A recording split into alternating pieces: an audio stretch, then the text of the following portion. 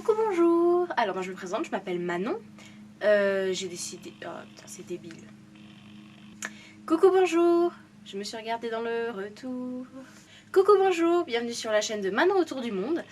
Et donc là, vous êtes dans un format de vidéo qui va regrouper 3 anecdotes de voyage. Donc aujourd'hui, j'ai décidé de vous parler de Bali, parce que j'y ai passé 5 mois de ma vie. Je commence tout de suite, parce que ça sert à rien de faire une intro bien gênante. Hein. Première anecdote. Comment j'ai perdu ma meilleure amie en moins de 24 heures, alors qu'elle venait d'arriver.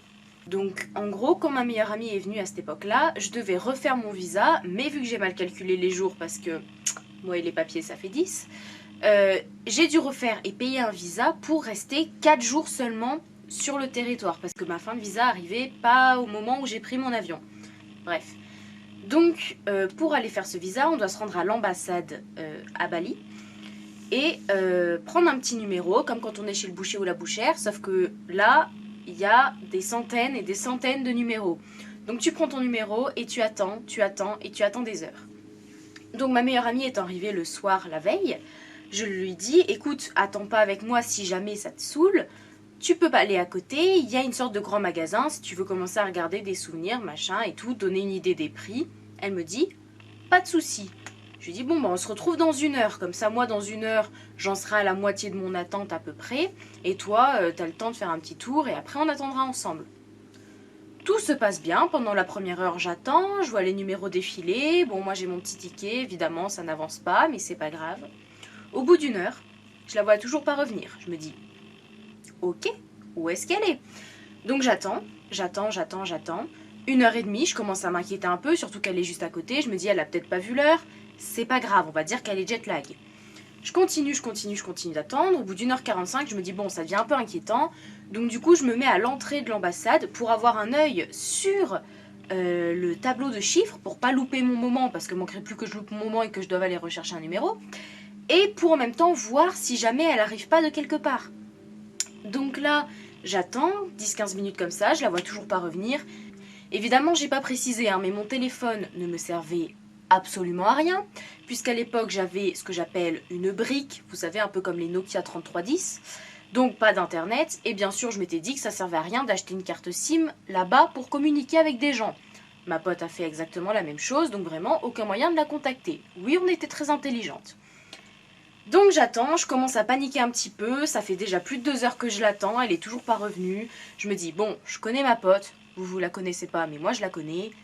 Elle a dû se perdre, mais pas très loin, elle a pas vu l'heure, elle va revenir. J'attends, 2h30, c'est mon tour avec mon petit numéro. J'y vais, là je comprends pas pourquoi il y a autant d'attente, parce que vraiment ça prend 5 secondes à chaque fois, tu fais ton empreinte de chaque doigt, il te pose 2-3 questions pour vérifier que tu connais ton nom, ton prénom et ton adresse, et basta. Je sors. Je me dis, elle a dû arriver entre-temps. Mais non, madame n'est toujours pas là. Là, je suis au bord de la crise de panique. Je me dis, j'ai perdu ma meilleure amie. Je vais devoir appeler ses parents pour dire qu'elle est morte. Ça va être super. J'attends. Toujours pas de trace de ma meilleure pote.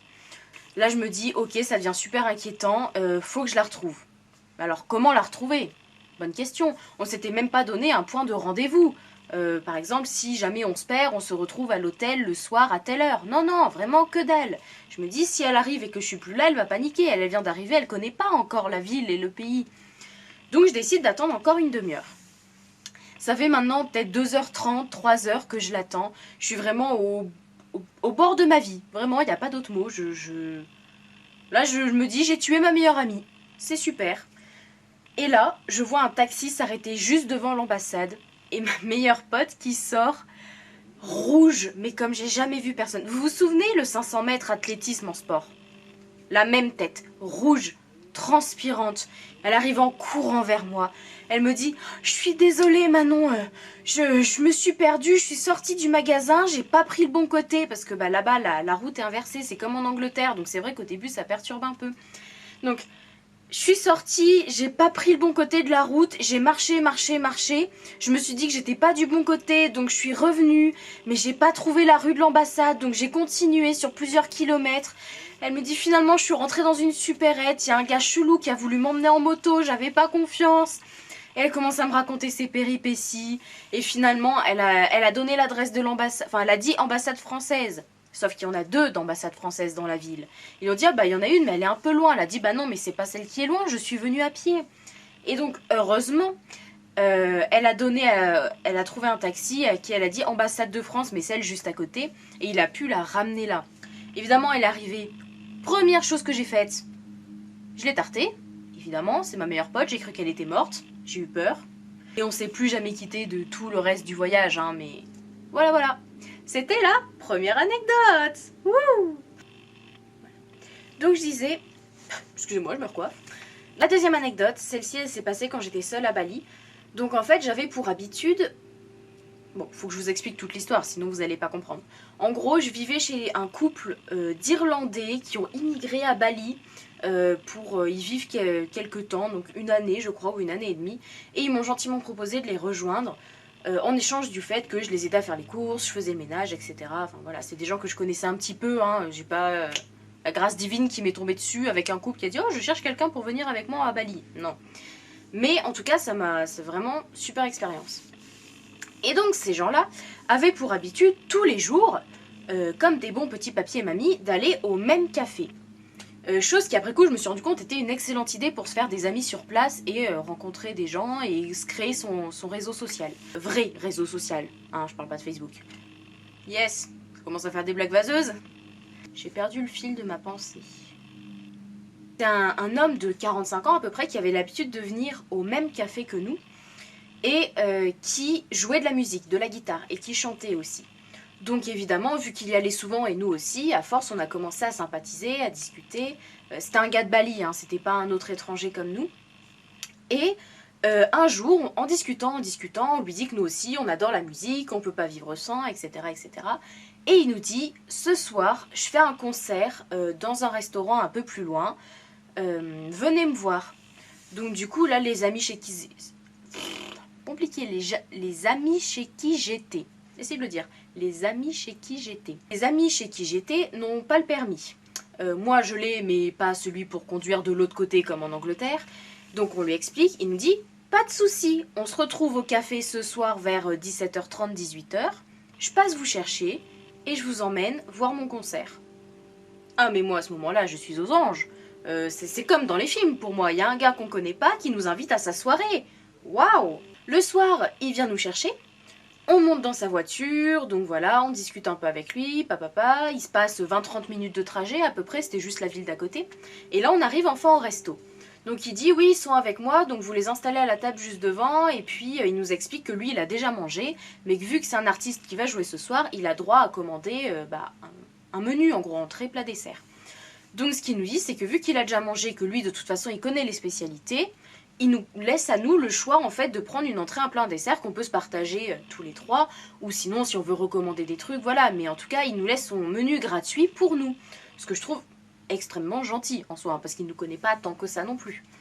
Donc ça commence, on commande une entrée qui était ultra épicée. Donc, moi j'aime bien ce qui est épicé, c'est cool, mais là-bas il y a des trucs, ça t'arrache la bouche, faut pas les manger, hein, attention. Donc là, l'entrée, j'en mange une bouchée, 2 bouchées, 3 bouchées. Je sens que je vais bientôt me transformer en dragon. J'arrête immédiatement. Le plat, après, c'était super bon, donc on a tout mangé.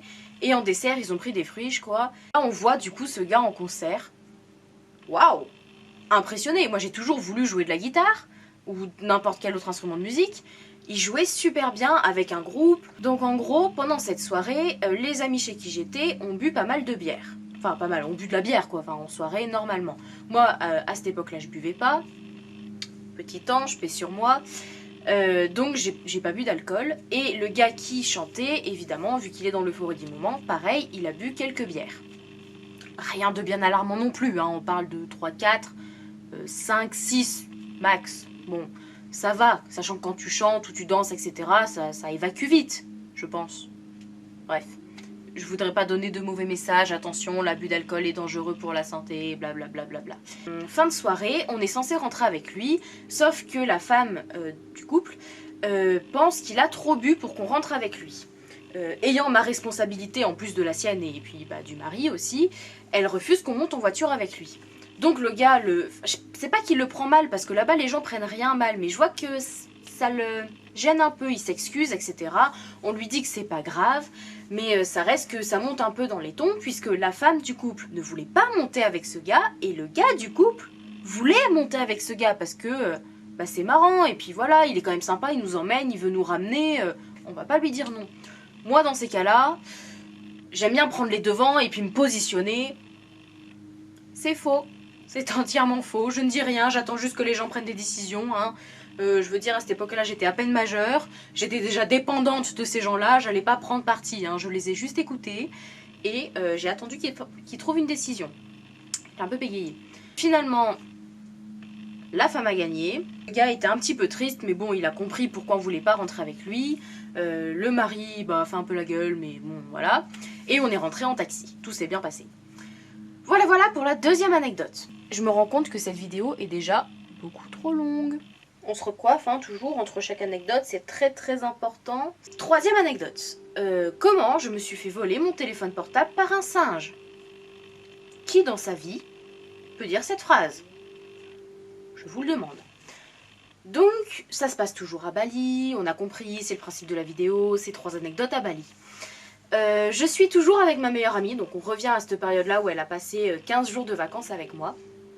Et on décide d'aller visiter un temple qui est le temple d'Uluwatu. Ce temple est situé sur une falaise en fait, donc c'est pour ça qu'il est original et qu'il est très beau à voir. Et comme partout à Bali, quand tu vas là-bas, tu as des messages de prévention qui te rabâchent. Faites attention aux singes, évitez d'avoir des objets brillants ou clinquants qui font du bruit. Donc c'est pas le moment de sortir vos plus grosses boucles d'oreilles qui brillent. Hein, et évitez de leur donner à manger. Bon, ayant déjà passé 4 mois et demi sur place, je connais. Je veux faire un peu ma meuf. On fait tout ça. Hein.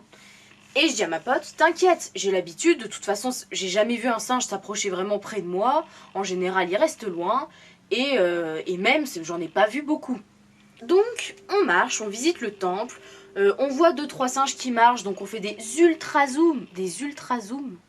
Est-ce qu'on fait la liaison? Et finalement, on arrive au bout de la falaise où on voit le temple. Et là, je me retrouve avec ma meilleure amie qui essaye de faire des gros plans d'un singe posé sur une barrière et qui est vraiment en train de kiffer sa vie.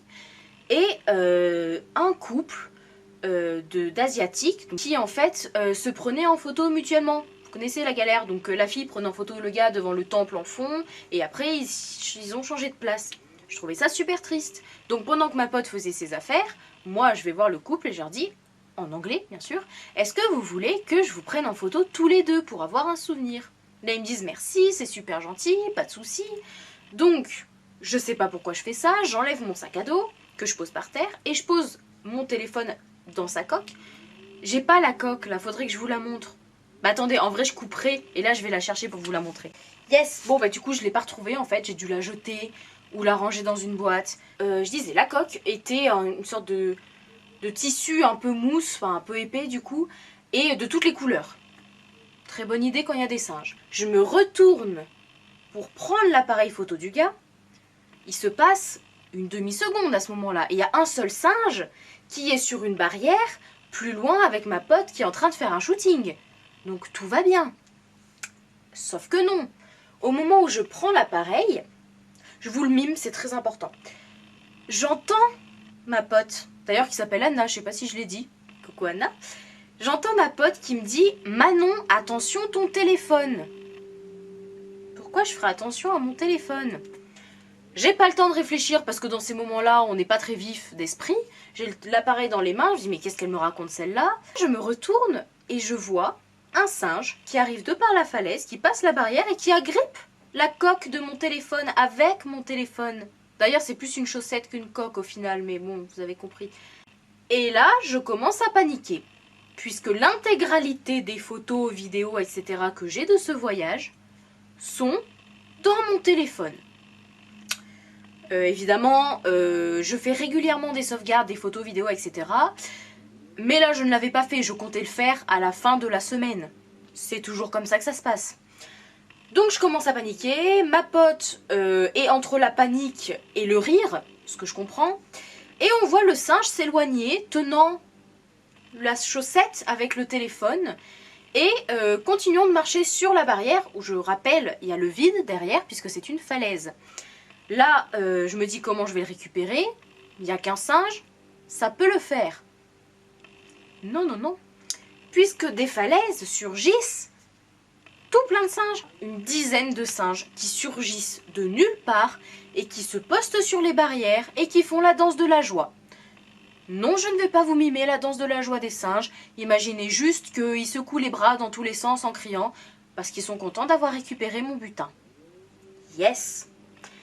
Donc là, à ce moment-là, ma vie était finie. Hein, je commence le voyage avec la perte de ma meilleure amie. Je le finis avec la perte de mon téléphone.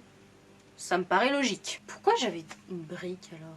Mais je vous raconte un truc, ça, vous allez vous en foutre. En gros, j'avais 2 téléphones. J'avais ma brique qui me permettait d'appeler et de communiquer avec des gens. Et mon autre téléphone qui était un HTC. Pour ceux qui connaissent, j'en dis pas plus. Et qui me permettait de prendre des photos. Mais en fait, il avait un bug que j'avais déjà fait réparer, mais qui n'a pas été réparé au final, qui faisait qu'en fait, les messages ne s'envoyaient pas et je n'en recevais pas, et les appels, la même chose. Utile pour un téléphone de ne pas pouvoir communiquer. Mais vu qu'il faisait des photos pas trop dégueu pour l'époque, je le gardais en tant qu'appareil photo. D'où le fait que, dans la première anecdote, je dis que j'ai une brique et que je peux pas appeler ma meilleure pote, et que là, je dis que j'ai un téléphone qui fait des photos. Non, je ne faisais pas des photos avec un Nokia. M'éparpille énormément, hein. Je vous préviens de suite. Ce sera comme ça, tout le temps, tout le temps, tout le temps. Donc le gardien, je lui explique ma mésaventure. Je lui dis le téléphone a volé mon singe, oui évidemment. Le singe a volé mon téléphone portable. Est-ce qu'on peut le récupérer? Là, je vois qu'il sort de sa poche des petits sachets avec dedans des cacahuètes. Je me dis, le gars, c'est un génie. Et il se rapproche du singe qui fuit au fur et à mesure et qui commence, toujours en marchant sur le rebord, à retourner la chaussette qui n'était pas fermée puisqu'il y avait un petit bouton et un élastique pour passer autour. Et je vois le téléphone qui commence à glisser. Je me dis, s'il continue dans cette direction, le téléphone va finir par tomber, évidemment, du côté de la falaise. Et je ne le reverrai plus jamais. Mais, chose à savoir, c'est que les singes là-bas sont très intelligents. C'est-à-dire que il n'a pas récupéré le sachet et il s'est barré en laissant le téléphone, en mode c'est bon, échange de bons procédés. Non, non. Il a gardé le téléphone sous le bras. Je sais pas si vous me voyez. Voilà, il a gardé, vraiment comme ça, hein, le téléphone sous le bras. Et il récupérait en même temps les sachets de cacahuètes. Pourquoi tu fais ça, le singe? À quoi ça va te servir un téléphone qui ne peut même pas téléphoner? Je prie pour qu'à la fin, il n'ait plus assez de bras pour tenir toutes les cacahuètes et que du coup, il laisse le téléphone. Ce qui s'est passé, enfin, le téléphone tombe. Du coup, le gardien fait un grand pas vers lui pour lui faire peur. Évidemment, dans la panique, le singe, il a préféré récupérer ses cacahuètes que récupérer mon téléphone. Je le comprends. Et il s'est barré en courant. Le gars est donc allé chercher mon téléphone et me l'a rendu. Donc la chaussette était toute décousue, toute mordillée, mais bon, voilà. Et le téléphone avait un petit poc de dents de singe. Chose... J'étais très fière en rentrant en mode, vous voyez ça? Je l'ai pas fait tomber dans des cailloux. Non, non, non, les amis. C'est un singe qui l'a mordu. J'aime bien peser dans le game, ok? Et donc voilà, en fait, c'est la fin de mon anecdote. J'ai pu récupérer mon téléphone au final. Bon, bah c'était tout pour ces 3 anecdotes de Bali. Je sais pas du tout combien de temps ça va durer. Je vais essayer de vous faire un montage top. C'est un grand mot, hein. Je tiens à vous préciser que je vais monter avec Windows Movie Maker. Je dis ça juste comme ça s'il y a des pros qui vont regarder, des pros de la vidéo, ils vont pouvoir aller se pendre après. Mais voilà, ça m'a fait plaisir de vous raconter ces 3 anecdotes. Je pense que la prochaine fois, je vous parlerai de l'Angleterre, parce que j'ai aussi pas mal de choses à dire. Et puis bah voilà, hein, je vous souhaite du coup en ce moment un bon confinement. Restez chez vous, c'est important. Et sinon, bonne vie, on va dire ça. Allez, salut!